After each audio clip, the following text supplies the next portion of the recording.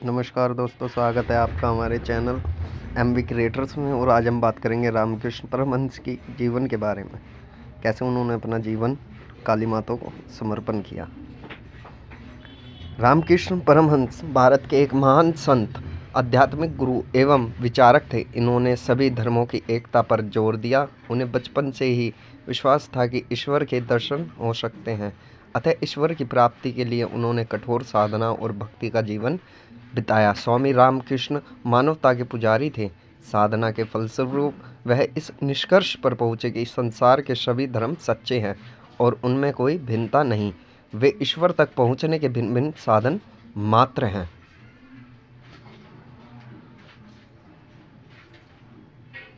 संत रामकृष्ण परमहंस का जन्म 18 फरवरी 1836 को बंगाल प्रांत स्थित कामारपुकुर ग्राम में हुआ था। इनके बचपन का नाम गदाधर था। पिताजी के नाम खुदीराम और माताजी का नाम चंद्रा देवी था। उनके भक्तों के अनुसार रामकृष्ण के माता पिता को उनके जन्म से पहले ही अलौकिक घटनाओं और दृश्यों का अनुभव हुआ था। गया में उनके पिता खुदीराम ने एक स्वप्न देखा था, जिसमें उन्होंने देखा कि भगवान गदाधर विष्णु के अवतार ने उन्हें कहा कि वे उनके पुत्र के रूप में जन्म लेंगे।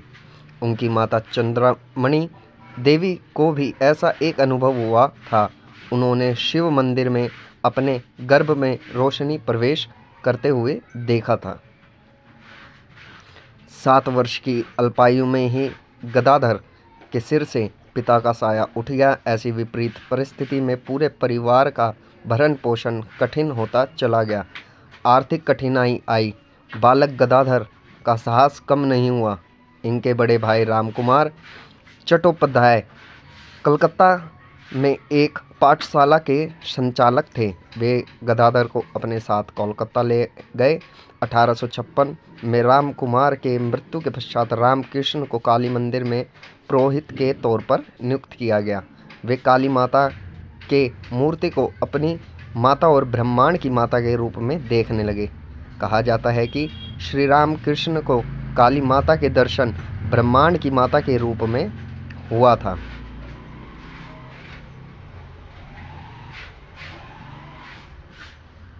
अफवाह फैल गई थी कि दक्षिणेश्वर में आध्यात्मिक साधना के कारण रामकृष्ण का मानसिक संतुलन खराब हो गया था। रामकृष्ण ने खुद अपनी मां से कहा कि वे उनके लिए कन्या जयराम बाटी में रामचंद्र मुखर्जी के घर पा सकते हैं। 1859 में 5 वर्ष की शारदा मुखोपाध्याय और 23 वर्ष के रामकृष्ण का विवाह संपन्न हुआ। विवाह के बाद शारदा जयराम बाटी में रहती थी और 23 वर्ष के होने पर वे रामकृष्ण के पास दक्षिणेश्वर में रहने लगी। इनके विवाह के बाद भैरवी ब्रह्माणी का दक्षिणेश्वर में आगमन हुआ। उन्होंने उन्हें तंत्र की शिक्षा दी। मधुर भाव में अवस्थान करते हुए ठाकुर ने श्री कृष्ण का दर्शन किया। उन्होंने तोतापुरी महाराज से अद्वैत वेदांत की ज्ञान लाभ किया और जीवन मुक्त की अवस्था को प्राप्त किया। संन्यास ग्रहण करने के बाद उनका नया नाम हुआ श्री रामकृष्ण परमहंस। इसके बाद उन्होंने इस्लाम और क्रिश्चियन धर्म की भी साधना की। रामकृष्ण परमहंस जीवन के अंतिम दिनों में समाधि की स्थिति में रहने लगे, अतः तन से शिथिल होने लगे। रामकृष्ण महान योगी, उच्च कोटि के साधक व विचारक थे। गले में सूजन को जब डॉक्टरों ने कैंसर बताकर समाधि लेने और वार्तालाप से मना किया, तब भी वे मुस्कुराए। चिकित्सा कराने से रोकने पर भी विवेकानंद इलाज कराते रहे। चिकित्सा के बावजूद उनका स्वास्थ्य बिगड़ता ही गया।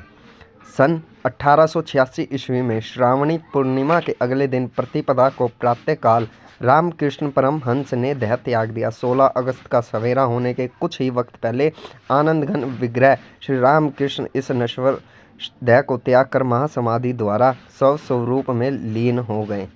तो दोस्तों, कैसा लगा आज का वीडियो? आप इसे वीडियो को लाइक करिए, कमेंट करिए, शेयर करिए और सब्सक्राइब करिए।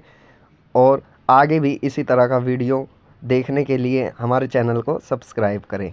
धन्यवाद।